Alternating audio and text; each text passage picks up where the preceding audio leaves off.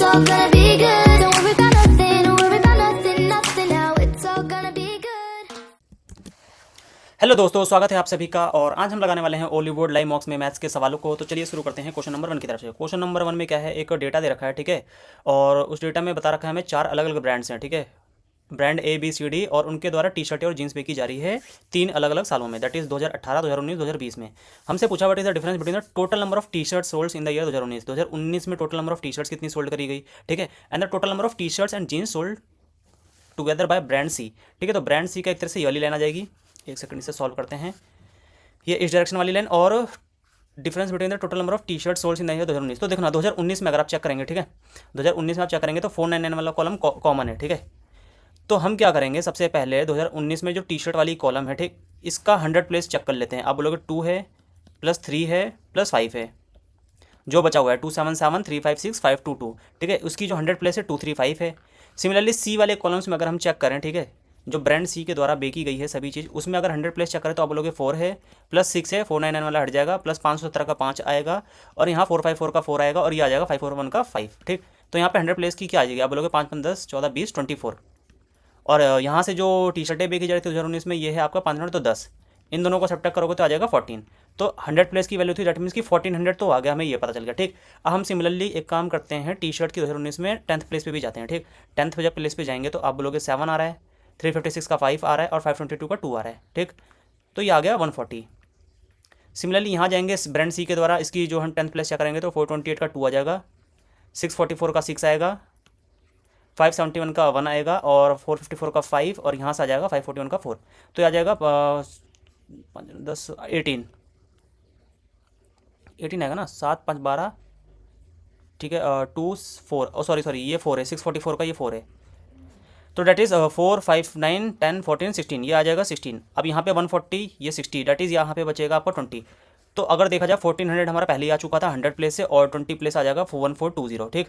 अब मुझे पता है यूनिट प्लेस से तो इतना खैर फर्क पड़ेगा नहीं तो आप 1400 के आसपास भी ऑप्शन मार सकते हैं। 1800 होगा नहीं, 1500 भी नहीं, 1429। नहीं तो आपका क्या करो, आप यूनिट प्लेस की भी फर्दर वैल्यू फाइंड करो, डैट इज 7 + 6 + 2। और 2019 में टी शर्ट की आ जाएगी टोटल 7 6 13 टू 15, ये आ जाएगा 15, ठीक है। और अगर हम सी ब्रांड्स की चेक करें तो 8 4 12 12 7 19 19 4 23 1 24, यहाँ पे आ जाएगा 24, ठीक है। ये यूनिट प्लेस की वैल्यू। अब 24 जैसी है, इसका डिफरेंस कितना है 9, ठीक है, और ये 9 यहाँ प्लस हो जाएगा। तो एग्जैक्ट आंसर आप निकाल सकते हो 1429, और that is option number C, ठीक है। ये था एक तरह से सॉल्यूशंस को करने का। आप मतलब एग्जैक्ट ना ऐड करके आप पहले 100 प्लेस को ऐड करो, फिर आप नज़दीक पहुँचो, फिर आप अगर देखो अगर 10th प्लेस की जरूरत है तो 10th प्लेस पे जाओ, और वहाँ से भी अगर बात नहीं बनती तो फिर यूनिट प्लेस आप इंडिविजुअली भी निकाल के कर सकते हो, ठीक है। ये नॉर्मल क्वेश्चन था डेटा का। बढ़ते हैं अपने अगले क्वेश्चन की तरफ। यार हमारा अगला क्वेश्चन, ठीक है, हमें ए बी सी दे रखी है, ठीक है, 2 की पावर 3 की पावर और 5 की पावर में समथिंग।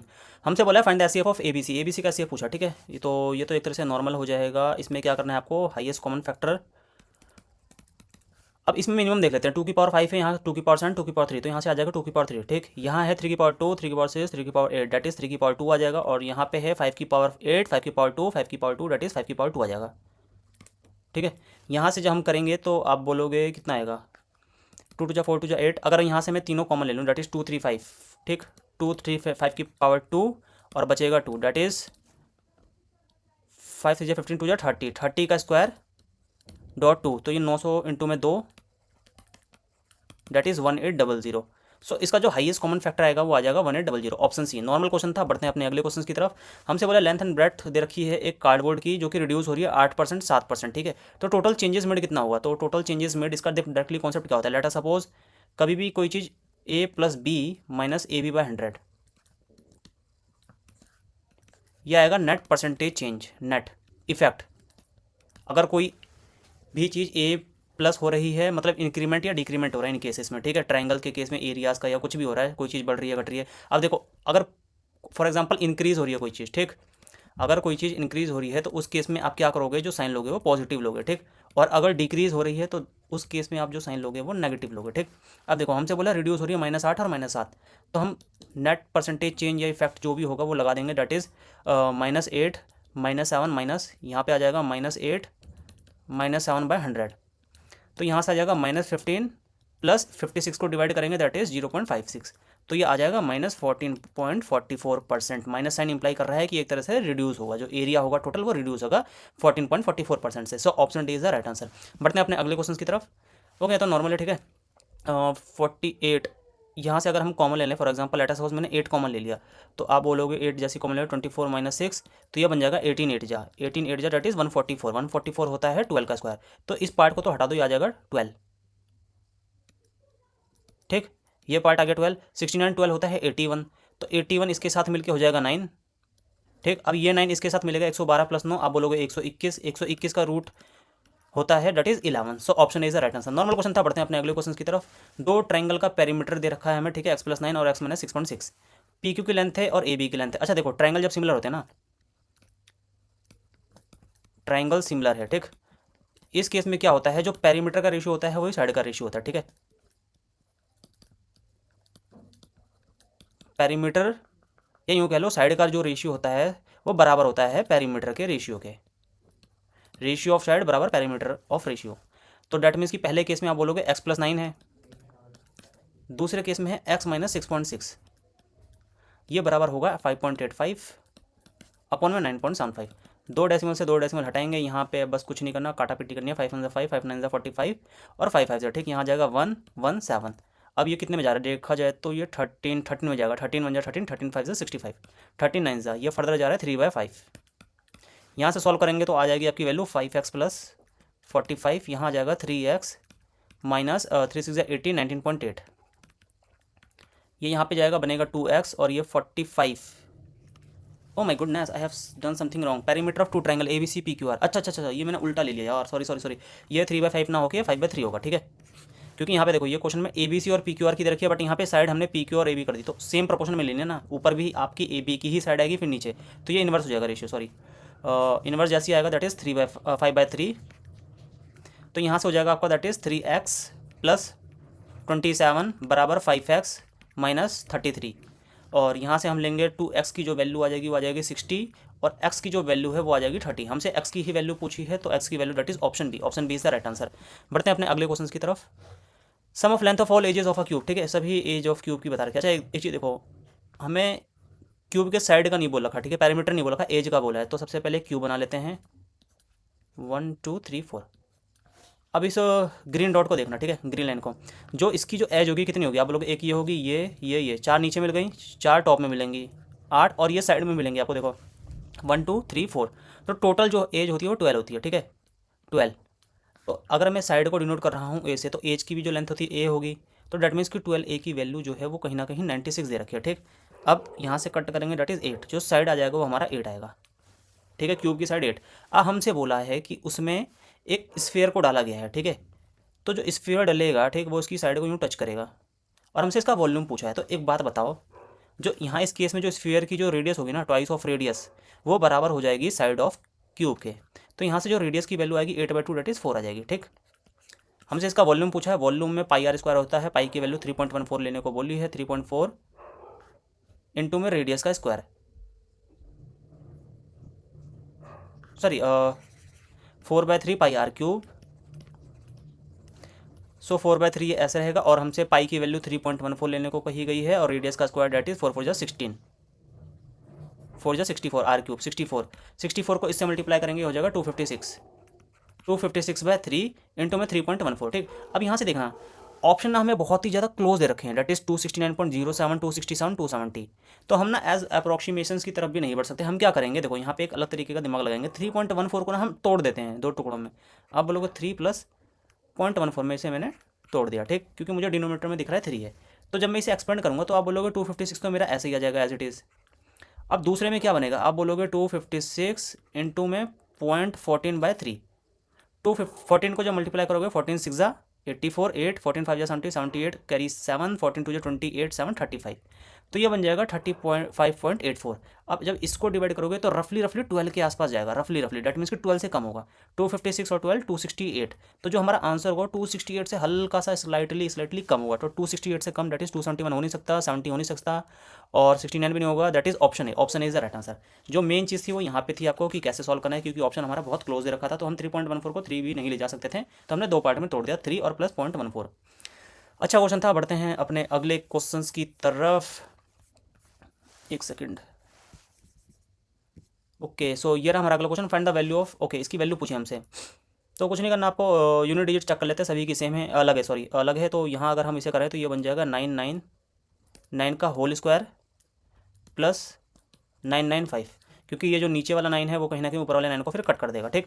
अब यहाँ से आप बोलोगे इसकी यूनिट डिजिट 1 आएगी, यहाँ 5 दे रखी है, 1 + 5 दैट इज 6। सो आंसर वो होगा जिसमें यूनिट डिजिट 6 है, और यूनिट डिजिट 6 हमारा ऑप्शन बी में है, ठीक है। अगर लेटर सपोज हमारा 9 आ जाता तो हम फिर कहीं ना कहीं एक्सपेंड करके देखते, क्योंकि दो ऑप्शन में 9 है, बट लकीली हमारा यूनिट डिजिट इसके हिसाब से 6 आ गया और option B is the right answer. बढ़ते हैं अपने अगले क्वेश्चन की तरफ। हमसे बोला but the area of largest triangle that can be fitted into rectangle. एक रेक्टेंगल में एक ट्रायंगल को फिट करना है, उसका लार्जेस्ट एरिया बताना है। देखो ये मैं कह रहा हूँ कि लेटर सपोज एक रेक्टेंगल है, ठीक, इसकी लेंथ L है और विड्थ W है। अब इसमें एक ट्रायंगल हमें फिट करना है, ठीक है। मैं कह रहा हूँ कि अगर ट्रायंगल को, एक दो कॉन्सेप्ट होता है याद रखना हमेशा, जो ट्रायंगल की बेस और हाइट होगी ना वो हमेशा इनके बराबर ही होगी। कहने का मतलब जो रेक्टेंगल की लेंथ और विड्थ उसी के इक्विवेलेंट होगी, उससे कम भी नहीं हो सकती, ठीक है, क्योंकि कम होगी तो एरिया मैक्सिमाइज नहीं होगा, और ज़्यादा होने का सवाल ही नहीं बनता, क्योंकि उसके अंदर ही हमें फिट करना है। तो हमेशा याद रखना जो ट्रायंगल की बेस और हाइट होगी वो लेंथ और विड्थ के आपस में ही होगी। तो जो मैक्सिमम एरिया हो जाएगा वो हो जाएगा आपका हाफ ऑफ L इंटू में W, ठीक है। अब L को चाहे बेस मानो या हाइट मानो, या विड्थ को बेस मानो या हाइट मानो, उससे कुछ फर्क नहीं पड़ता, एरिया मैक्सिमाइज करना है तो 1/2 LW, that is option number D. नहीं तो आप देखो कॉन्सेप्ट नॉर्मली ऐसे भी समझ सकते हो, ठीक है। मैं बताने की कोशिश कर रहा हूँ कि मैं दो पॉइंट को पहले फिक्स कर देता हूँ। मैं मानता हूँ जो ट्रायंगल बन रहा है इस पॉइंट और इस पॉइंट से बन रहा है, ठीक। ये हमारा पॉइंट ए है और पॉइंट बी, क्योंकि अगर मैं बीच में मिडवे ले लूँगा तो कहीं ना कहीं ये लेंथ छोटी होगी, हमें मैक्सिमाइज करना है। तो मैंने पहले दो पॉइंटों से मैक्सिमाइज कर दिया, ठीक, ए बी। अब मैं फर्दर आगे पॉइंट्स कहाँ ले सकता हूँ, आप बोलोगे तो ट्रायंगल के कहीं बीच में ले लूँगा, ठीक है, इस जगह ले सकता हूँ। अगर मैं यहाँ लूँ फॉर एग्जांपल, तो देखो यहाँ अगर मैं इसे ज्वाइन करूँगा तो बेस तो हमारा ए बी हो गया, बट जो हाइट है वो कहीं ना कहीं डब्ल्यू से कम आ गई, हाइट डब्ल्यू से कम आ गई तो एरिया कम होगा नहीं। तो मैं हाइट को मैक्सिमम कहाँ ले जा सकता हूँ, आप बोलोगे हाइट को मैं डब्ल्यू तक ले जा सकता हूँ, इस पॉइंट, क्योंकि इसके बाहर तो मैं ले जा नहीं सकता, ट्रायंगल के अंदर ही बनाना है। तो कहीं ना कहीं जो ट्रायंगल बनेगा हमारा कुछ इस तरीके से बनेगा। कहने का मतलब बेस आपने फिक्स कर दिया और हाइट आपने ऊपर वाली किसी भी साइड पे ले जा सकते हो, या तो यहाँ ले लो पॉइंट, कहीं पे भी ले लो, बात वही पड़ेगी। कहने का मतलब हाइट डब्ल्यू के बराबर होगा, ठीक है। सो ये एक तरह से कॉन्सेप्ट बेस पे था, अच्छा था, नॉर्मल एक तरह से कॉन्सेप्ट, ये आपके कॉन्सेप्ट्स को चेक करता है नॉर्मली। और बढ़ते हैं अपने अगले क्वेश्चन की तरफ। एक्स इंटरसेप्ट पूछा हमसे इस लाइन का, ठीक है। ओके, सो एक काम करते हैं, लेट सपोज इसे मैं 140 को इस राइट साइड में ले गया। मैं कह रहा हूँ एक्स जैसे ही मैंने 0 पुट किया तो वाई कितना आएगा, आप बोलोगे 28 140 का 5 टाइम्स है, दैट इज वाई आ जाएगा 5। तो ये जो कोऑर्डिनेट्स निकल के आएंगे आप आओ बोलोगे आएगा 0.5, ठीक। जैसे ही मैंने वाई 0 पुट किया तो एक्स निकल के आएगा 4, क्योंकि 35 इंटू में 4 140 होता है। दैट मीन्स कि यहाँ पे कोई पॉइंट मिलेगा हमें।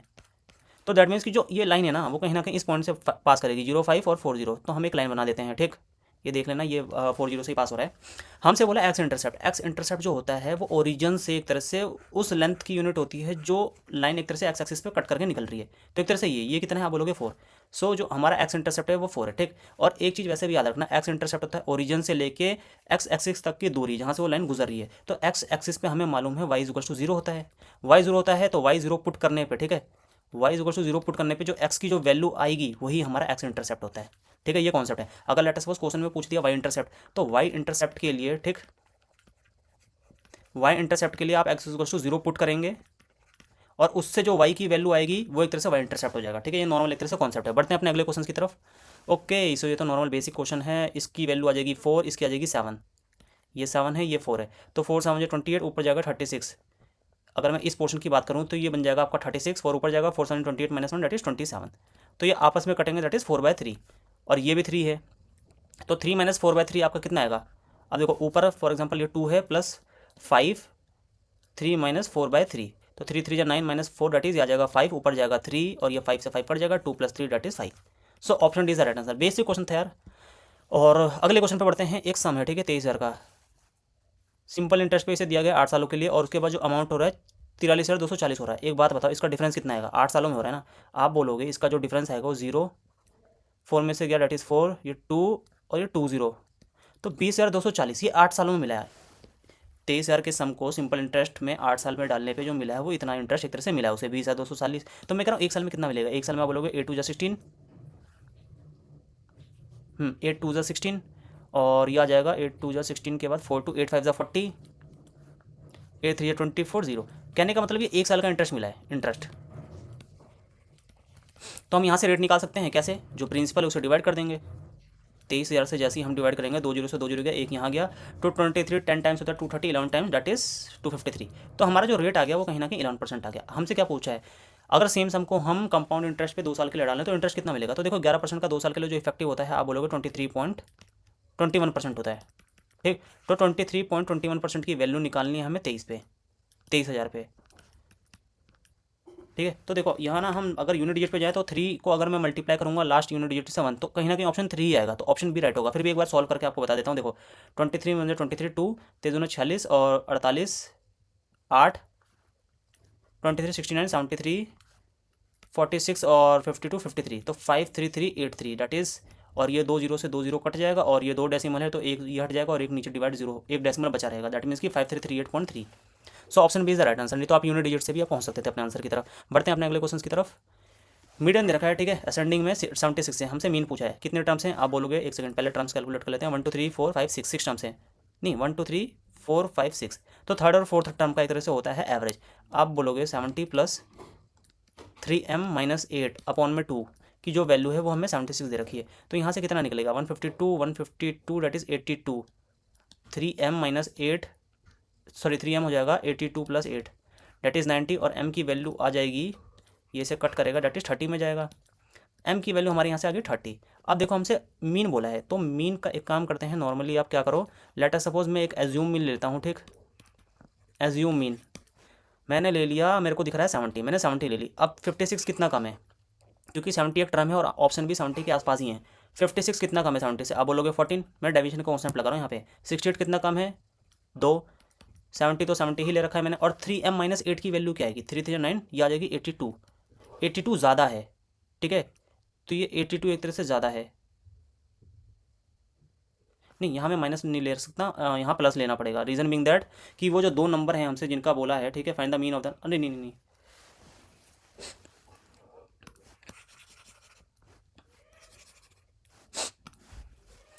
m इज इक्वल्स टू 13 आ गया, ठीक है। अब हमें मीन पूछा है, अगर मीन के लिए मैं क्या करूँ, लेटर सपोज मैंने 70 मान लिया, ठीक है, डेविएशन का कॉन्सेप्ट लगा देते हैं क्योंकि 70 एक टर्म है।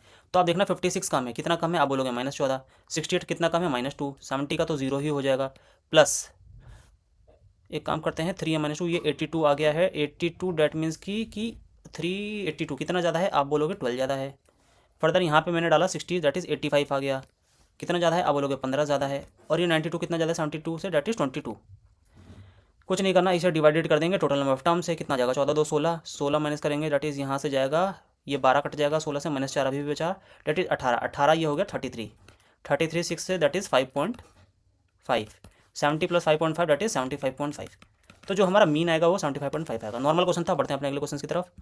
कह रहा है कि एक पर्सन है वो ट्रैवल कर रहा है, if a person travels at, अच्छा कह रहा है कि 72 किलोमीटर प्रति घंटे की स्पीड के बजाय अगर उसने 75 किलोमीटर प्रति घंटे की स्पीड से चला होता तो वो किसी दूरी में क्या करता है, वो 45 किलोमीटर ज़्यादा ट्रैवल करता है, ठीक है। हमसे एक्चुअल डिस्टेंस पूछा है, तो दैट मीन्स कि टाइम यहाँ पे एक तरह से सेम होगा, ठीक है, स्पीड अलग है। वो बोल रहा है कि अगर वो 75 किलोमीटर की दूरी से चलता 72 की बजाय, तो उसे 45 किलोमीटर ज़्यादा ट्रैवल करना पड़ता। तो देखो पहले केस में मैं कह रहा हूँ ऐसे SB, अगर वो 72 ही चलता तो कोई दिक्कत नहीं थी, बट वो कह रहा है कि वो 75 चल रहा है, ठीक है, तो उसकी वजह से कितनी दूरी ज़्यादा तय कर रहा है 45, लेकिन यहाँ से कितनी आ रही है आप बोलोगे 3 यूनिट की वैल्यू आ रही है, ये डिफरेंस 3 ही है। 3 की जो वैल्यू है 45 है, 1 की वैल्यू है वो 15 है, हमसे 72 की वैल्यू पूछिए, 72 की कितनी हो जाएगी आप बोलोगे 72 15 2 18 1080, ठीक है। आप ये सोच रहे होगे कि लाइक मैंने ये यहाँ कैसे कंप्यूट कर दिया, तो देखो टाइम सेम होगा दोनों केस में, क्योंकि हमें मालूम है कि एक फिक्स टाइम की बात कर रहे होंगे और अलग अलग स्पीड की वजह से उनके डिस्टेंस में एक तरह से डिफरेंस है।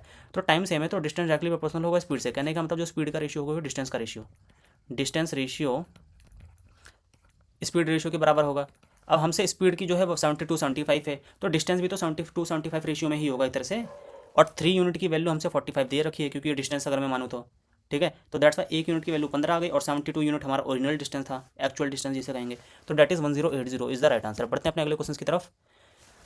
Probability of selecting a painter, ठीक है, group of painter singer dancer, painter को मैं P से डिनोट कर रहा हूँ, सिंगर को S से और डांसर को D से। क्वेश्चन की कंडीशन के हिसाब से चलेंगे। पेंटर की जो प्रोबेबिलिटी दे रखी है ये मैं PSD ही डिनोट कर रहा हूँ, इनके बीच में प्लस है मान के चलना, ये है हमारी 1/3, और सिंगर को सेलेक्ट करने की है डेट इज़ S को सेलेक्ट करने की है P + S + D that is 7/15। Total 56 singer दे रखे हैं, अच्छा, बट यहाँ हमारा 7 आया, दैट मीन्स कि 7 की वैल्यू है 56, 7 की वैल्यू 56 है। तो हमसे बोला है पेंटर कितने होंगे। देखो सबसे पहले आपको यहाँ पे एक चीज़ समझने की ज़रूरत है, यहाँ नीचे P + S + D 15 आ रहा है, यहाँ ऊपर P + S + D 3 आ रहा है, तो इस दोनों को आपको इक्वल करना पड़ेगा सबसे पहले, रेशियोज़ को, ठीक है। तो मैं क्या करूँगा, यहाँ पे 5 से मल्टीप्लाई कर दूंगा, तो आप बोलोगे यहाँ पे आ जाएगा 5/15, ठीक है। That is painter singer dancer, यहाँ पे भी 15 यूनिट है और यहाँ पे 15 यूनिट है। अब यहाँ से हमें क्वेश्चन में दे रखा है जो सिंगर है वो 56 है, दैट इज़ 7 आ रखा था, तो इनटू में 8, दैट इज़ 8 टाइम्स है। तो हमसे पूछा है नंबर ऑफ पेंटर्स, पेंटर्स ऊपर वाली कंडीशन में दे रखा है, ये 5 यूनिट है, 5 यूनिट को हम क्या करेंगे 8 से मल्टीप्लाई कर देंगे, that is 40। So 40 is the right answer, ठीक है। बढ़ते हैं अपने अगले क्वेश्चन की तरफ। Loss at selling price ₹14,000 equals 40% of the gain, ठीक है। कोई सीपी है, हमें नहीं पता सीपी कहाँ है, बट हमें इतना पता है यहाँ पे लेटर सपोज कोई एक सीपी है। अब इस सीपी पे हमने क्या किया है, एक आर्टिकल को पहले बेचा 14,000 रुपये पे, उसके ऊपर हमें कुछ लॉस हुआ। अब दूसरी कंडीशन में हमने उसी आर्टिकल को बेचा है 21,000 रुपये में, ठीक। दो कंडीशन आ गई, सीपी से कोई चीज़ आगे जा रही है प्रॉफिट होगा, पीछे जा रही है लॉस होगा। तो लॉस जो हो रहा है किसी आर्टिकल को 14,000 बेचने पे, वो आप बोलोगे 40% उस गेन का हो रहा है 21,000 पे। 40% की वैल्यू कितनी होगी, आप बोलोगे 2/5। दैट मीन्स कि 40% उस गेन का, तो मैं 5 यूनिट मान लेता हूँ गेन हुआ है इस कंडीशन में। अगर गेन 5 यूनिट हुआ है तो क्वेश्चन के हिसाब से यहाँ जो लॉस होगा वो 2 यूनिट का होगा, क्योंकि 40% ऑफ गेन बोला है, 40% 2/5 हुआ। तो यहाँ से इनका डिफरेंस देखो, 7 यूनिट की वैल्यू बोलोगे आप आ जाएगा 7,000, 7 यूनिट की 7,000 आ गया। तो 1 यूनिट की वैल्यू कितनी आएगी, आप बोलोगे 1,000, ठीक है।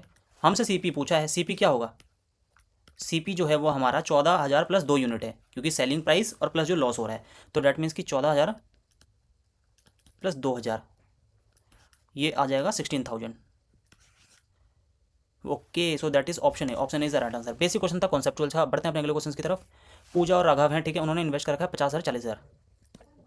इन्वेस्टमेंट का क्वेश्चन है, पूजा और राघव 2 पर्सन हैं, इन्होंने डाला है 50,000, ओके, और इन्होंने डाला है 40,000 होल ईयर, दैट इज़ 1 साल के लिए। Pooja is entitled to a salary of, अच्छा, पूजा को 2,000 पर महीने की सैलरी भी मिल रही है प्रॉफिट से। इफ़ द टोटल प्रॉफिट हमें ये दे रखा है। अच्छा, एक बात बताओ, how much Raghav receive, Raghav के रिसीव की बात हो रही है, ठीक है। पूजा को प्रॉफिट मिल रहा है 2,000 रुपये पर मंथ, तो पूजा को टोटल कितना मिलेगा, आप बोलोगे 24,000 मिलेगा प्रॉफिट। तो 24,000 में क्या करता हूँ, सबसे पहले इसमें से घटा देता हूँ, इसमें से जैसे ये हट गया, अब जो प्रॉफिट बचा अब उनके रेशियो के हिसाब से डिवाइड होगा, तो कितना प्रॉफिट बचा 1,08,000। अब ये डिवाइड होगा इनके रेशियो के हिसाब से, इन्वेस्टमेंट ऑफ रेशियो, तो यहाँ से आ जाएगा 4/5, डेट इज़ 5/4 आएगा। तो राघव को मिलेगा 4, इसे मिलेगा टोटल आउट ऑफ 9 यूनिट्स, क्योंकि पूजा की 5 है यूनिट, या क्यों कह लो रेशियो। अगर फॉर एग्जांपल कोई भी जो इनका प्रॉफिट है वो बटेगा किस रेशियो, 5/4 में, ठीक है। अगर पूजा को 5 पार्ट बटेगा मिलेगा तो राघव को 4 मिलेगा, तो आउट ऑफ टोटल 9 यूनिट है, ठीक है। तो यहाँ से हम कट करेंगे, डेट इज़ 12 में जाएगा ना ये, हाँ 12,000, और ये 4 है, 4 यूनिट मिलेगा, that is 48, that is option is the right answer. Basic question था इन्वेस्टमेंट का। बढ़ते हैं अगले क्वेश्चन की तरफ। cos 51 plus sec 129 sin 46 plus cosec 134, ठीक है। तो देखो 129 को हम कैसे लिख सकते हैं, आप बोलोगे sec 129 माइनस, सॉरी 180 माइनस 51, 129 बराबर होता है 180 माइनस 51। अब sec 180 माइनस थीटा जो होता है वो होता है minus sec theta, that is minus sec 51।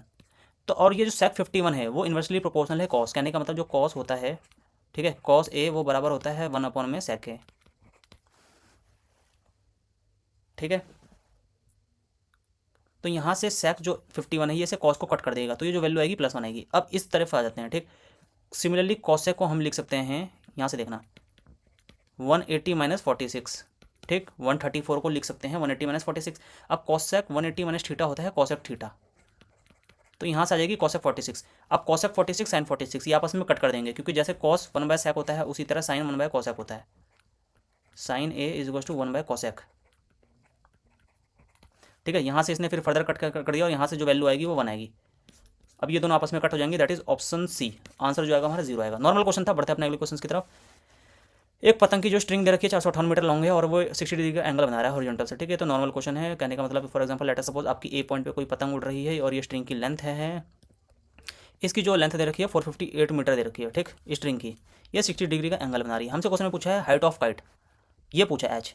एक बात बताओ 60 डिग्री के ट्रायंगल में क्या होता है, आप बोलोगे 60 डिग्री ट्रायंगल में ये √3 होगा, ये 1 होगा, तो ये 2 यूनिट होगा, ठीक। हमसे √3 की वैल्यू पूछे, अगर 2 यूनिट की वैल्यू आप बोलोगे 458 है तो √3 की वैल्यू कितनी आएगी, आप बोलोगे 229 √3, डेट इज़ ऑप्शन सी।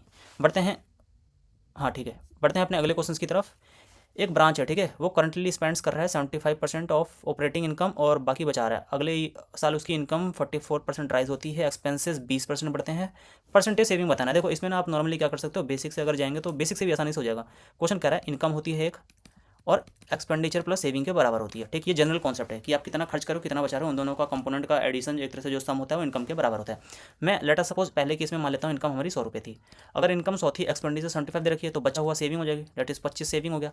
अगले साल इनकम 40% बढ़ रही है, तो 100 का 40% बढ़ना, that is 144 equal to expenses 20% बढ़ रहा है। 75 का 20% कितना होगा, आप बोलोगे 75 का 20% दैट इज़ 15, तो ये 15 बढ़ के हो गया, आप कितना हो जाएगा 90। अब जो बचा हुआ है इन दोनों का डिफरेंस वो हमारा वो सेविंग आएगी, कितना है आप बोलोगे 54, ठीक।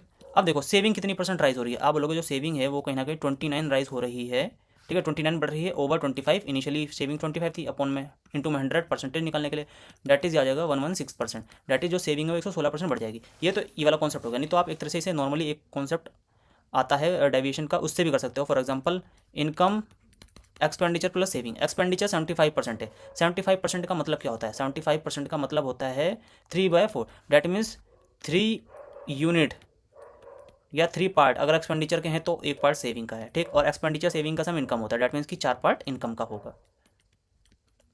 हमसे बोला जो इनकम है 44% बढ़ रही है, लेकिन एक्सपेंडिचर 20% बढ़ रहा है। तो देखो मैं ये कह रहा हूँ अगर इनकम 44% बढ़ रही है तो इन जनरल ये तीनों बॉक्सेस भी जो हैं वो 44% होंगे, 3 यूनिट, और ये सेविंग भी 44 बढ़नी चाहिए। अब बट हमें 20% ही बढ़ते हुए दिखाया, तो ये कितना कम हो रहा है, आप बोलोगे 24 कम हो रहा है, तो ये 24 और कितने यूनिट है, आप बोलोगे 3 यूनिट है, इंटू में 3।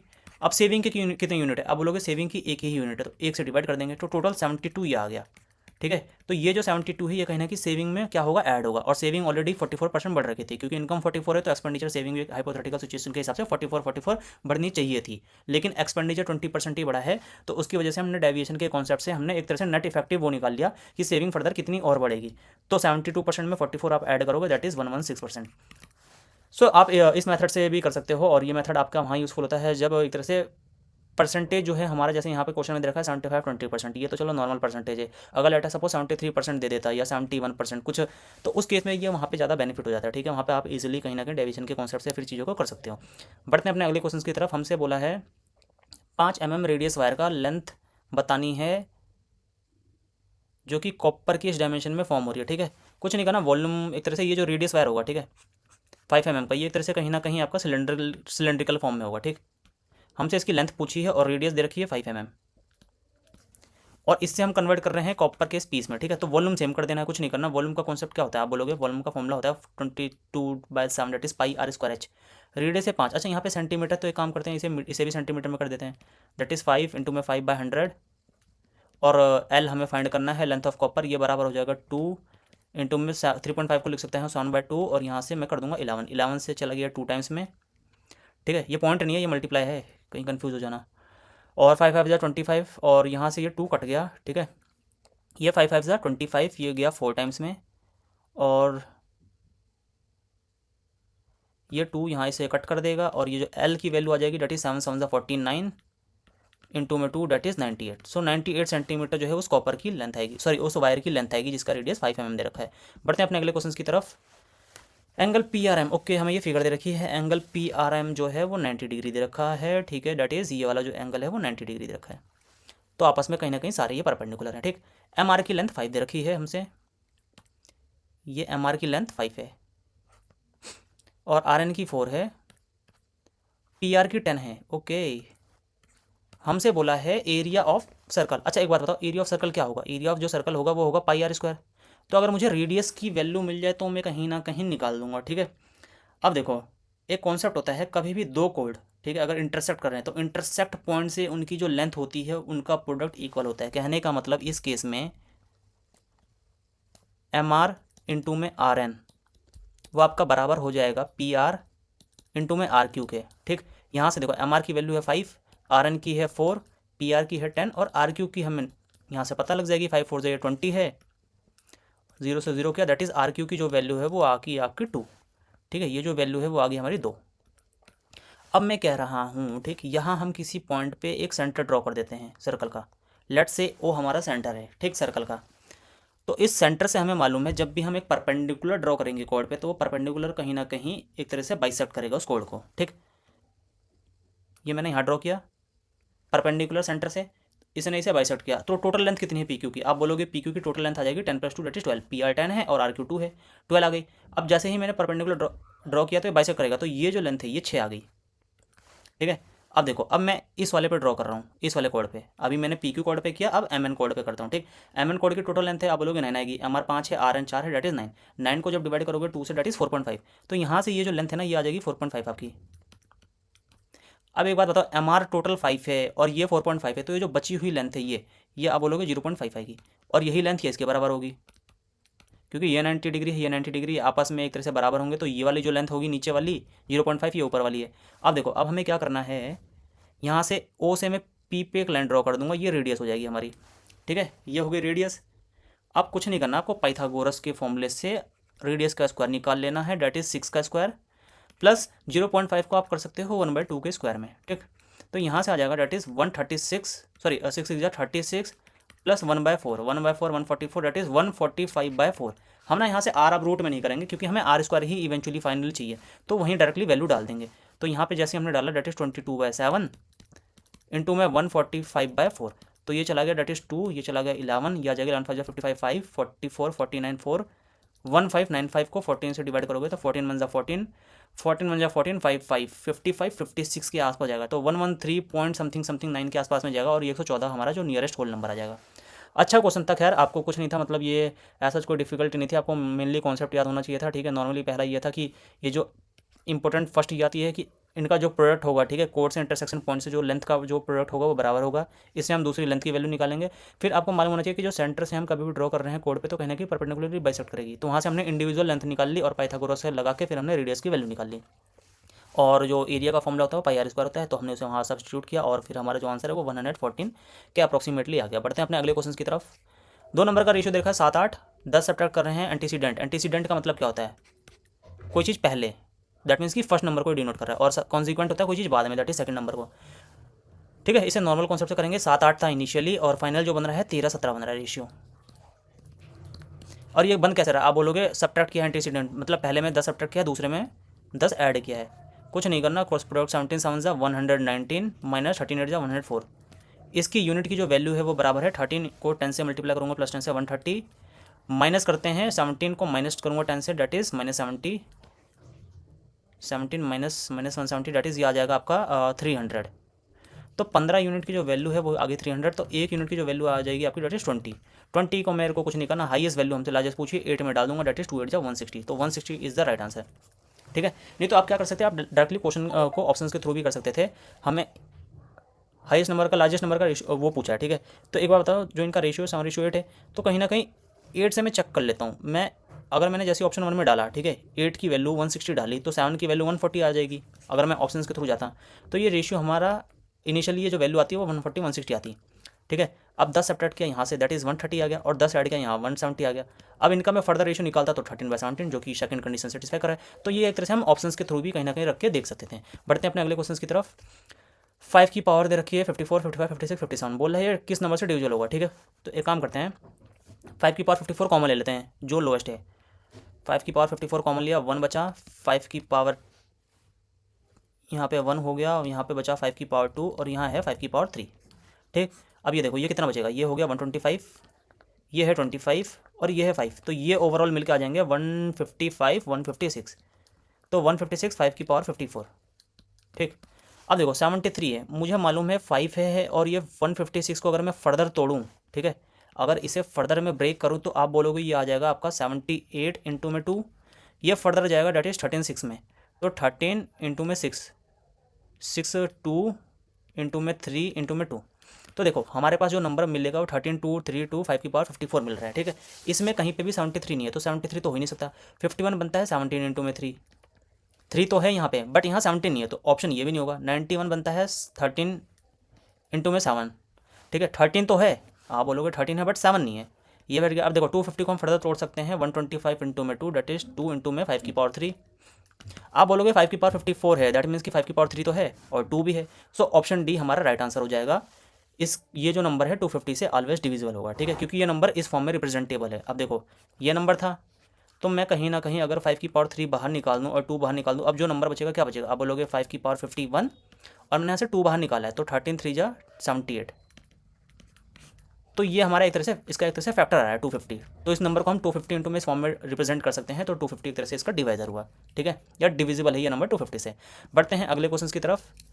सम of interior angle of a regular polygon, okay, polygon 12 side का, ठीक है, 12 साइड का हमें पता है n-2 इंटू में 180 होता है। जो सम का फॉर्मूला होता है, इंटीरियर एंगल के सम का फॉर्मूला होता है नंबर ऑफ साइड -2 इंटू में 180, that is 12 - 2 that is 110 into में 180, यहाँ से आ जाएगा आपका 1800। बेसिक क्वेश्चन था ये, खैर मेरे को तो लगता नहीं वैसे सीजीएल मेंस में इस तरीके के क्वेश्चन आएंगे, बहुत ही ज़्यादा बेसिक पूछा है इस बार ओली बोर्ड ने, और क्वेश्चन को लगाने में मज़ा नहीं आ रहा। 2 आइटम है, ठीक है, इक्वल कॉस्ट पर परचेज कर रहे हैं। पहले को सोल्ड किया 36% पे, तो बोला है दूसरे को किस लॉस परसेंट पे बेचा जाए कि प्रॉफिट 8% का हो। तो देखो इस क्वेश्चन को मैं कहीं ना कहीं एलिगेशन से करने की कोशिश करूंगा, और एलिगेशन ही मुझे अच्छा कॉन्सेप्ट लगता है, क्योंकि हमें मालूम है कि सीपी में दोनों सेम दे रखा है, ठीक है, सीपी जो है क्या कर रखा है, सेम दे रखा है। लेटर सपोज 1:1 दे रखा है दोनों केस में। अब देखो पहले केस में हमें जो प्रॉफिट हो रहा है 36% का हो रहा है, पहले 36%, ओवरऑल जो हो रहा है उसने बोला है 8% का, हमें इसकी वैल्यू निकालनी है। तो यहाँ पे इसका डिफरेंस जब मैं लूँगा, आप बोलोगे इसका डिफरेंस आ रहा है 28%, एक की वैल्यू 28 है, तो यहाँ पे भी तो सेम 28 ही आना चाहिए, ये 28 आएगा, ठीक है।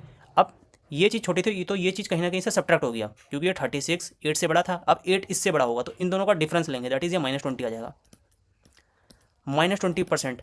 तो -20 रिप्रेजेंट कर रहा है लॉस, और क्वेश्चन में भी लॉस दे रखा है, तो -20 इज राइट आंसर। ये तो आप नॉर्मली अगर इसे बेसिक से भी करोगे, लेटर सपोज अगर मैं 100 रुपये सीपी मान लेता हूँ, तो पहले को हमने बेचा 136 में, दूसरे की भी मैं 100 रुपये ही सीपी मान लेता हूँ, मानना क्या है, खैर क्वेश्चन में दे ही रखा है, हमें इसका सेलिंग प्राइस पता करना है एक तरह से, ठीक है। अब बट दोनों जो सीपी है इसकी वैल्यूएशन आ गई 200, ठीक है, कॉस्ट प्राइस दोनों का मिला के, और ओवरऑल हमें 8% का प्रॉफिट हो रहा है। 8% का मतलब है डेट इज 216 में बिके, 200 का 216 में बिका, और टोटल पहले में 136 का बिका। अब अगला कितने में बिकेगा, आप बोलोगे इन दोनों का डिफरेंस, दैट इज 80। 136 और 216 का डिफरेंस कितना आएगा, 80। तो 100 का सामान 80 में बिक रहे हैं, डेट इज कितना, आप बोलोगे 20% का लॉस हो रहा है, यही तो हुआ 20% लॉस। तो आप एक तरह से इस मेथड से भी कर सकते हो बेसिक। बढ़ते हैं अपने अगले क्वेश्चन की तरफ। एचडी दे रखा है किसी डेटा का, ठीक है, स्टैंडर्ड डेविएशन ए है और वेरिएंस बी है। तो हमें मालूम है यार, देखो जो वेरिएंस होता है ना वो एचडी का स्क्वायर होता है, ठीक, वेरिएंस हमें दे रखा है ए, तो ये बी का स्क्वायर होगा। तो वैल्यू पूछ, अच्छा क्वेश्चन में पूछा ये होगा नहीं, अब बी क्वेश्चन ये भी नहीं होगा, B root A. So option C is the right answer, क्योंकि बी को हम यहाँ पे लेकर अगर जाएंगे इसके स्क्वायर को, तो ये बी रूट ए हो जाएगा, ठीक। So option C is the right answer. बढ़ते हैं अपने अगले क्वेश्चन की तरफ। 3 पाइप है MNO, ठीक है, 3 पाइप्स हैं MNO, वो किसी टंकी को फिल कर रहे हैं 50 30 25 मिनट में। MNO 50 30, एक सेकेंड, 50 30 और 25 मिनट में। तो इनका एलसीएम ले लेते हैं, एक तरह से यूनिट हमें मिल जाएगी कि कितनी यूनिट है उस टंकी की। तो अगर मैं यहाँ से देखूँ, दैट इज़ 5 75 750 150 150 150 ज़्यादा है, वो है नज़दीक। एलसीएम जो आ रहा है 150 यहाँ से आ जाएगी, दैट इज़ 1 यूनिट की वैल्यू आ जाएगी, इसकी एफिशिएंसी 3 यूनिट आ जाएगी, इसकी आ जाएगी 5 और इसकी आ जाएगी 6, ठीक। अब क्वेश्चन में बोल रखा है कि M और O 757 पे ओपन हुए हैं, M और O, M कहाँ है हमारा, ये रहा 3 और 6, तो ये M और O ओपन हुए हैं 757। उसके बाद 8/4 पे हमने O को क्लोज कर दिया, तो कितना मिनट, आप बोलोगे 7 मिनट इन्होंने काम किया। 1 मिनट में कितना कर रहे हैं, आप बोलोगे 6 और प्लस 3 9, डेट इज 63 यूनिट इन्होंने काम कर दिया, ठीक, 8:04 तक अभी तक। And then pipe N is open, अब M के साथ N काम कर रहा है, 8:04 के बाद से M के साथ N कर रहा है, और फिर पाइप M को क्लोज किया 8:13 पे। आप बोलोगे 8:13 में कितना है, 9 मिनट, और M और N की 1 मिनट की एफिशिएंसी कितनी है, 5 और 3 8, M और N की कितनी 8 है ना, तो इंटू में 8 कर देंगे, दैट इज 8 9 72। अभी तक टोटल कितना काम हो गया, आप बोलोगे दैट इज 7 6 13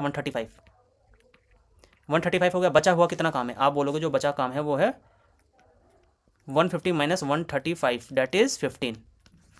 अब बचा हुआ काम, how many minutes would pipe N be kept, N बचा हुआ काम अब करेगा, क्योंकि O को तो हम पहले ही बंद कर चुके हैं और फिर M को भी बंद कर चुके हैं। अब N बचा हुआ काम कितने फर्दर मिनट में करेगा, M 1 मिनट में 5 कर रहा है, टोटल 15 काम करना है, डेट इज 5 से डिवाइड करेंगे 3 मिनट्स।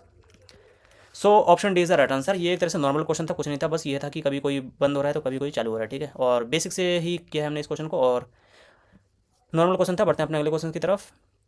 8 स्टूडेंट है, ठीक है, और उनके नंबर दे रखे हैं मैथमेटिक्स के, ठीक है, average marks of this student in mathematics, ठीक है, एवरेज जो मार्क्स है वो 6 कम है एवरेज ऑफ RUW के। तो सबसे पहले हम एवरेज नंबर ही निकाल लेते हैं, ठीक। RUW कितना होगा, PQR, that is PQR 45, UW RSTUVW, तो UVW that is 75 81, that is 45 + 75 + 81 को डिवाइड करोगे 3 से, कितना आएगा, 7 4 11 120 201, 201 को जब 3 से डिवाइड करोगे 67। हमसे क्वेश्चन में बोल दिया गया है कि जो एवरेज मार्क्स है ना इन बच्चों का मैथमेटिक्स में 6 कम है इसके एवरेज से, तो इसका एवरेज 67 आ गया। तो जो एवरेज नंबर आ गया मैथमेटिक्स का वो कहीं ना कहीं 61 आ गया। ठीक, अब हमसे बोला है एक्स प्लस वाई की वैल्यू। तो देखो इसमें ना डेविएशन का कॉन्सेप्ट लगाऊंगा। मैं मान लेता हूँ एक्स प्लस वाई का जो एवरेज है वो 61 ही है। एवरेज है, एवरेज की बात कर रहा हूँ मैं, 61 है। 33 कितना कम है? आप बोलोगे 33 28 कम है, तो कहीं ना कहीं ये दो बच्चे 33 एवरेज को मेंटेन करने के लिए, 61 के एवरेज को मेंटेन करने के लिए 28 ज़्यादा लाना पड़ेगा। 76 ज़्यादा है, डेट मीन्स कि इनमें से घटाना पड़ेगा 15। अब 19 ज़्यादा है, डेट मीन्स कि फिर ये घटाना पड़ेगा फर्दर, डेट इज़ कितना आ जाएगा 61 और ये आपका चला जाएगा 29 में। ठीक, एक्स तो हमने खैर वही माना है, इससे कोई फर्क पड़ेगा नहीं, 61 ही लेके चलने हैं, 0 हो जाएगा। 75 कितना ज़्यादा है, डेट इज़ 14 ज़्यादा है। 81 कितना ज़्यादा है, 20 ज़्यादा है। ठीक है, और वाई में भी ऐसा कोई फर्क पड़ेगा नहीं, क्योंकि एक्स और वाई दोनों का एक तरह से हम 61 लेके चल रहे हैं। टोटल ये 2 पे बटेंगे, क्यों? क्योंकि एक्स और वाई का हम एक तरह से एवरेज निकाल लें। तो यहाँ से देखो कितना आएगा, आप बोलोगे 58 78 78 78 और 28, नहीं 28 हो गया ना। यहाँ हमने 61 एवरेज लिया, 28 यहाँ से गया और यहाँ बचा -15 और ये हो गया डेट इज़, नहीं थर्ड कंडीशन में 45, अरे ये 45 रह गया ना, सॉरी। 33 से जब हमने किया तो ये 28 बना। ठीक है, 76 से 15 और ये 45 वाला 45 रह गया। 45 कितना कम है, 16, तो ये +16 हो जाएगा। ठीक है, और ये 90 -29 75 का 14 और 81 का 20, तो यहाँ से आएगा आपका डेट इज़ 44 माइनस 58 68 78 -78/2, तो 44 54 74 78 -34/2 डेट इज़ -70। 61 में से -70 करेंगे तो इन दोनों नंबरों का एवरेज आ जाएगा, डेट इज़ 44। सो जो एवरेज है एक्स प्लस वाई का वो हमारा 44 आ गया। तो एक्स प्लस जो वाई है उसकी वैल्यू कितनी आएगी, 88, दैट इज़ ऑप्शन सी। तो ये था एक तरह से डेविएशन के कॉन्सेप्ट के बेसिस पे आपका डायरेक्टली एवरेज निकालना। ठीक है, और उस एवरेज से हमें खैर सम बोला है तो इनटू में 2 कर देंगे तो सम आ जाएगा। बढ़ते हैं अपने अगले क्वेश्चन की तरफ। Which of the following is are irrational number. ठीक है, चलो यहाँ ना देखो, सबसे पहले आपको एक कॉन्सेप्ट समझने की जरूरत है। रेशनल नंबर क्या होते हैं? 2 नंबर होते हैं। ठीक, एक होगा रेशनल नंबर और एक होगा इरेशनल नंबर, और ये दोनों मिलके बनाते हैं रियल नंबर, या यूं कह लो रियल नंबर के 2 सबसेट हैं, रेशनल और इरेशनल। ठीक है, रेशनल नंबर वो ऐसे नंबर होते हैं जिन्हें हम p बाई क्यू की फॉर्म में एक्सप्रेस कर सकते हैं। ठीक, p बाई क्यू की फॉर्म में एक्सप्रेस कर सकते हैं जहाँ पे p और q हमारा इंटीजर होता है और q नॉट इक्वल टू 0 होता है। ठीक, अब इसका जो डेसिमल एक तरह से एक्सपेंशन होता है, ठीक है, वो क्या होता है, ये नंबर या तो रिपीटिंग होता, सॉरी टर्मिनेटिंग होते हैं, ये नंबर आप बोलोगे टर्मिनेटिंग होते हैं। टर्मिनेटिंग का क्या मतलब है, फॉर एग्जांपल अगर मैं 3/4 लिख रहा हूँ तो 3/4 कहीं ना कहीं 0.75 आएगा। अब ये फर्दर आगे नहीं जाएगा तो ये टर्मिनेट हो गया, कहने का मतलब इसका डेसिमल एक्सपेंशन। ठीक, तो ये रेशनल नंबर होते हैं। या दूसरी कंडीशन होती है नॉन टर्मिनेटिंग होते हैं, कहने का मतलब टर्मिनेट नहीं होते हैं बट रिपीटिंग होते हैं। अब इसका क्या मतलब है, लेटर सपोज मैं 1/3 ले रहा हूँ तो ये कहीं ना कहीं 0.3333 ये बढ़ता रहेगा, ये कभी खत्म नहीं होगा, लेकिन ये रिपीट हो रहा है, तो ये नंबर भी कहीं ना कहीं रेशनल होते हैं। अब देखो इरेशनल क्या होते हैं, ऐसे नंबर जो p बाई क्यू की फॉर्म में एक्सप्रेसिबल नहीं है, नॉट एक्सप्रेसिबल। ठीक, और इनका जो डेसिमल एक्सपेंशन होता है वो नॉन टर्मिनेटिंग नॉन रिपीटिंग होता है, नॉन टर्मिनेटिंग और नॉन रिपीटिंग। अब फॉर एग्जांपल सबसे जो एक हम पाई लेते हैं, पाई एक तरह से हमारा इरेशनल नंबर है, अगर इसे आप फर्दर डिवाइड करोगे तो देखो इसका क्या आएगा, 3.1310 बचा 3 4 28 20 फिर 260 डेट इज़ 8, तो ये बढ़ता रहेगा ये, और ना ही ये रिपीट हो रहा है ना ही टर्मिनेट हो रहा है। तो इरेशनल नंबर ऐसे नंबर होते हैं जिनका डेसिमल एक्सपेंशन ऐसा होता है कि वो टर्मिनेट नहीं होता और रिपीट भी नहीं होता, उनमें ऐसा कोई पैटर्न नहीं बनता। अब अपने क्वेश्चन की तरफ आ जाते हैं। देखो हमें क्वेश्चन में ये रहेगा, ठीक है, 64 8 आएगा, 11 8 88 बनेगा, 88 में 12 जोड़ेंगे दैट इज़ भैया हो जाएगा आपका 100, 100 का 10, 10 + 1 16, तो 16 का रूट दैट इज़ 4। तो ये हमारा एक परफेक्ट रियल नंबर आ रहा है क्योंकि यहाँ पे क्यू इज 1 हो गया। तो कहीं ना कहीं ये हमारा कौन सा नंबर है, आप बोलोगे रेशनल है, बट हमसे क्वेश्चन में बोला है which of the following is are irrational number. ठीक है, तो ये तो रेशनल है, ओनली ए हो नहीं सकता, बोथ ए और बी भी नहीं हो सकता, 2 ऑप्शन तो ऐसे एलिमिनेट हो गए। अब इसकी तरफ आ जाते हैं, ये है 1.22, तो 1 + 222 का मतलब ये 2 रिपीट हो रहा है बार बार, तो इसे 2/9 में लिख सकते हैं। ठीक, +1 + 0.34 ये रिपीट हो रहा है, बार रिप्रेजेंट कर रहा है कि ये रिपीट हो रहा है। ठीक, तो देखो यहाँ से क्या आएगा, आप बोलोगे 1 + 2 + 2/9, ठीक है, प्लस 3.4 को हम हटाएंगे तो आप बोलोगे 34 माइनस 3 अपॉन में 90, ठीक। ये हो जाएगा डेट इज़ 20/9 और यहाँ आ जाएगा आपका 31/90, क्योंकि यहाँ पे 90 है डिनोमिनेटर में, तो यहाँ पे भी हम क्या करते हैं, एक ऊपर 10 से मल्टीप्लाई करते हैं, नीचे 10 से मल्टीप्लाई करते हैं डिनोमिनेटर को सेम करने के लिए।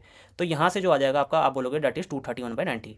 अब इसे जब हम डिवाइड करेंगे, ठीक, तो 0 हटा दो, 9 से अगर डिवाइड करें डेट इज 9 2 जा 18, 5 1, 9 5 जा 45, 6 0, 9 6 जा 54, फिर बचा 6, 54 6, तो ये 6 6 6 6 चलता रहेगा। कहने का मतलब 2.5 6 6 6 6, तो ये एक तरह से रिपीट हो रहा है अब, बट टर्मिनेट नहीं हो रहा। तो ये non terminating that is anti but repeating है। नॉन टर्मिनेटिंग बट रिपीटिंग, और नॉन टर्मिनेटिंग रिपीटिंग क्या होता है, नॉन टर्मिनेटिंग बट रिपीटिंग, जैसा कि मैंने आपको यहाँ पे बताया डेट इज ये भी एक तरह से रेशनल नंबर है। तो हमारा कौन सा हो जाएगा, नन। इनमें से कोई भी, that is option B is the right answer, कोई भी ऐसा नंबर नहीं है जो इरेशनल है, ठीक है। ये एक तरह से नॉर्मल कॉन्सेप्ट बेस पे था। अगर जब तक आपको ये चीज़ें नहीं पता होंगी, रेशनल इरेशनल नंबर के डेसिमल एक्सपेंशन क्या होते हैं, आप इस क्वेश्चन को नहीं कर पाओगे। और ये कंडीशन आपको खैर मालूम होनी चाहिए कि डेसिमल एक्सपेंशन रेशनल का टर्मिनेटिंग होता है, अगर टर्मिनेटिंग नहीं है तो रिपीटिंग है, और इरेशनल नंबर का नॉन टर्मिनेटिंग नॉन रिपीटिंग है, ठीक है। बढ़ते हैं अपने अगले क्वेश्चन की तरफ। एक शिप है 72 किलोमीटर फ्रॉम शी शोर, वो आ रही है समुद्र के किनारे पे, ठीक है, अलोंग विद द टाइड्स के साथ। Ship is coming towards the shore as a down stream. देखो सबसे पहले हम क्या करते हैं, रिप्रेजेंट कर देते हैं। लेट अस सपोज एस से मैं डिनोट कर रहा हूँ शोर, ये किनारा है समुद्र का, ठीक, ये पानी है, ये 72 किलोमीटर है दूरी, और यहाँ से जहाज जा रहा है इस तरफ आगे की तरफ, ठीक। हमसे बोला है speed of steel, speed of ship, sorry, ये जो शिप की जो स्पीड है, लेट अस सपोज मैं एस ए से डिनोट कर रहा हूँ, ये दे रखी है 56 किलोमीटर, शांत जल में जो है 56 किलोमीटर प्रति घंटे की स्पीड से इसकी हमें स्पीड बता रखी है कि 56 किलोमीटर है प्रति घंटा। अब हमें बोला है जो शिप जा रहा है डाउन स्ट्रीम में जा रहा है, डाउन स्ट्रीम का मतलब होता है कि अलोंग विद द टाइड्स, ठीक है। तो उस केस में क्या होता है, टाइड की स्पीड भी एक तरह से ऐड हो जाती है, आपकी जो नेट स्पीड होती है एक तरह से बढ़ जाती है डाउन स्ट्रीम में। डाउन स्ट्रीम का कॉन्सेप्ट ये इंप्लाई करता है, ठीक है। नेट इफेक्ट एक होता है अप स्ट्रीम, अप स्ट्रीम का मतलब होता है कि आप धारा के विपरीत जा रहे हैं, उस केस में क्या होता है कि टाइड की जो स्पीड है वो एक तरह से सब्ट्रैक्ट करनी पड़ेगी नेट स्पीड की इफेक्ट को लाने के लिए, ठीक है। अब देखो हमसे क्वेश्चन में कह रहा है कि due to heavy weight of ship, ship के हैवी वेट होने के कारण जो स्ट्रीम का इफेक्ट है वो क्या है, stream has only half of its effect on ship. इसका मतलब क्या हुआ, हाफ ऑफ इट्स इफेक्ट, जो वो ये कह रहा है कि वो जो स्पीड उसकी जो जुड़ेगी वो अब कहीं ना कहीं हाफ जुड़ेगी, इसका ये मतलब हुआ, ठीक है। हाफ इफेक्ट ला रहा है, तो उसकी वजह से जो शिप है अब 4.5 मिनट ज़्यादा ले रही है, ठीक है, सी शोर पे पहुंचने के लिए। हमसे स्पीड ऑफ स्ट्रीम पूछी है, तो देखो मैं कह रहा हूँ कि लेट अस सपोज अगर वेट का इम्पैक्ट ना पड़ता तो कितना समय लेता, आप बोलोगे 72 किलोमीटर है, और एक सेकंड मैं स्ट्रीम मान लेता हूँ टाइड की ए है, या स्ट्रीम की जो स्पीड है वो ए है। अगर पहले केस के हिसाब से अगर फॉर एग्जांपल हैवी वेट ना होता तो आप बोलोगे कितने समय लेता, आप बोलोगे 72 डिस्टेंस है, स्पीड है शिप की 56, और इसमें जुड़ जाती है आपकी टाइड की स्पीड, या हमें टाइड की बोलो या तो स्ट्रीम की, ठीक है, दैट इज टी, या अगर डिस्टेंस अपॉन में स्पीड, ये टाइम लगता है हमें इतना टाइम। बट वो कह रहा है कि हैवी वेट होने के कारण जो स्ट्रीम का इफेक्ट है वो आधा है, ठीक, दैट मीन्स कि वो हाफ ही स्पीड को ऐड कर पाएगा, और उसकी वजह से जो टाइम लग रहा है 4.5 मिनट ज़्यादा लग रहा है, तो दैट मीन्स कि 56 प्लस अब यहाँ पे T/2 ऐड होगा। ये बस कॉन्सेप्ट था समझने वाला कि जो हाफ ऑफ इट्स इफेक्ट है ना, ये स्ट्रीम का हाफ ही होगा इफेक्ट शिप पे, वो ये इंप्लाई करता है, ठीक है। हमें क्वेश्चन में बोल रखा है 4.5 मिनट ज़्यादा लग रहा है इसकी वजह से। तो एक बात बताओ, इन दोनों को अगर हम सब्ट्रैक्ट कर दें, लेट अस सपोज अगर यहाँ पे टी लगता है, यहाँ टी प्लस 4.5, इन दोनों को अगर हम सब्ट्रैक्ट कर दें तो ये 4.5 ही मिनट तो ज़्यादा लग रहा है। अब देखो यहाँ 72 किलोमीटर है, ये 56 किलोमीटर प्रति घंटा, और ऑप्शन में भी टी की जो वैल्यू किलोमीटर प्रति घंटा है, बट यहाँ पे मिनट है, तो इसे हम पहले घंटे में कन्वर्ट करेंगे। घंटे के लिए 1/60 से डिवाइड करना पड़ेगा, डेसिमल हटाया 10 आया, 1/60 तो ये आ जाएगा 3, ये 4, तो यहाँ से जो आएगा वो 3/40 आएगा।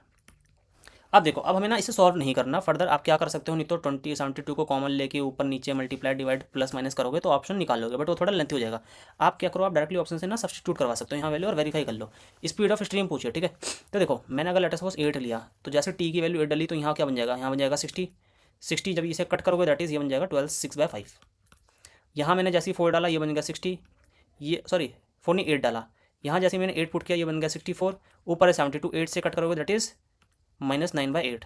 अब इसे करते हैं 6 8 जा 48 -9 5 जा 45 अपॉन में 5 8 जा 40, ये आ गया 3/40, और RHS में भी हमारा 3/40 है, जो कि 3/40 इंप्लाई करता है 4.5 मिनट। तो कहीं ना कहीं ऑप्शन है सेटिस्फाई हो रहा है। अगर हम 4 पुट करते हैं तो यहाँ पे 4 पुट करने पे 2 आता है 58, 56 प्लस 4/2 दैट इज 58, और 58 में आ रहा है 29, 29 इंटू में 2, 29 एक प्राइम नंबर है, तो कहीं ना कहीं इसे कट नहीं कर पाता, तो इसलिए वैसे होगा नहीं। खैर यहीं तक था ये क्वेश्चन, ठीक है, मतलब ये इस बार का मौका बस मेरे को एक यही क्वेश्चन अच्छा लगा, जो इसमें इन्होंने ये एक तरह से कंडीशन दे रखी थी हाफ ऑफ इट्स इफेक्ट, यही था। बाकी एज सच इस मॉक में मुझे कोई भी एज सच डिफ़िकल्टी नहीं लगी, मतलब एक तरह से बहुत ही नॉर्मल मॉक लगा ये, ठीक है। बेसिक से पूछी गई थी चीज़ें और कई सारी चीज़ें तो नॉर्मली ही थी विदाउट पेन पेपर। जैसे फॉर एग्जांपल ये वाली चीज़ थी 12 साइड वाला, इसे आप विदाउट पेन पेपर भी कर सकते थे, ये मैंने समझाने के लिए बताया, ठीक है। और एक ये वाला, ये भी नॉर्मल एक तरह से इन्होंने फॉर्मूला ही पूछ लिया, ठीक है। तो मतलब ये एक तरह से नॉर्मल क्वेश्चन लगा, नॉर्मल मॉक लगा मेरे को इस बार का लाइव, इनके लाइव में जाननी थी। एक ये क्वेश्चन था, खैर अच्छा कह सकते हैं इसे, ठीक है। क्वेश्चन नंबर 21 स्टार मार्क कर दे रहा हूँ मैं, ये भी मेरे को अच्छा लगा और ये भी नॉर्मल क्वेश्चन था, ये भी नॉर्मल क्वेश्चन था। बाकी तो ऐसा किसी क्वेश्चन में डिफ़िकल्टी लगी नहीं। सो यहाँ पे ये था कि इस बार का जो इनका ओलिव था ऐसा अप टू द एक्सपेक्टेशन नहीं रहा, ठीक है। इस वीडियो में इतना ही, मिलते हैं आपको अपनी वीडियो में, तब तक के लिए बाय बाय।